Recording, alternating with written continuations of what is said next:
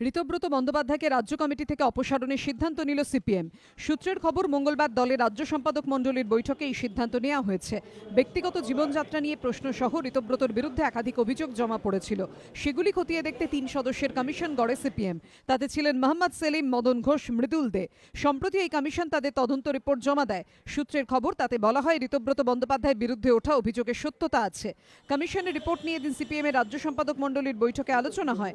সূত্রের খবর, এরপর রাজ্য কমিটির বৈঠকে সূর্যকান্ত মিশ্র বলেন, ঋতব্রত বন্দ্যোপাধ্যায়ের জীবনযাত্রা নিয়ে তার প্রাক্তন স্ত্রী সহ একাধিক ব্যক্তি অভিযোগ করেছিলেন। তার ভিত্তিতে কমিশন যে তদন্ত শুরু করে, সেখানে ঋতব্রত একাধিক ব্যক্তিকে সাক্ষ্যের জন্য ডাকা হয়। কমিশন ঋতব্রতর বিরুদ্ধে ওঠা অভিযোগের সত্যতা খুঁজে পেয়েছে। ঋতব্রতকে যে চার্জশিট দেওয়া হয়েছিল, তার পাল্টা তিনি যে জবাব দিয়েছেন, তার থেকে স্পষ্ট তিনি অনুতপ্ত নন। ঋতব্রতর বিরুদ্ধে যে তথ্য উঠে এসেছে তা বহিষ্কারযোগ্য অপরাধ, কিন্তু তাকে সংশোধনের সুযোগ দেওয়া হচ্ছে। যদিও প্রকাশ্যে শাস্তির ধরন সম্পর্কে কিছু বলতে চাননি সূর্যকান্ত মিশ্র। সেগুলি মান্যতা দিয়েছে রাজ্য কমিটি কমিশনের রিপোর্টের ভিত্তিতে। শাস্তি কী হবে ঠিক চূড়ান্ত, সেগুলো কেন্দ্রীয় কমিটির অনুমোদন সাপেক্ষ বিষয়। এদিকে হুগলির প্রাক্তন সিপিএম সাংসদ রূপচাঁদ পালের স্বেচ্ছাসেবী সংস্থার কাজকর্ম নিয়েও একাধিক অভিযোগ জমা পড়েছে বলে সিপিএম সূত্রে খবর।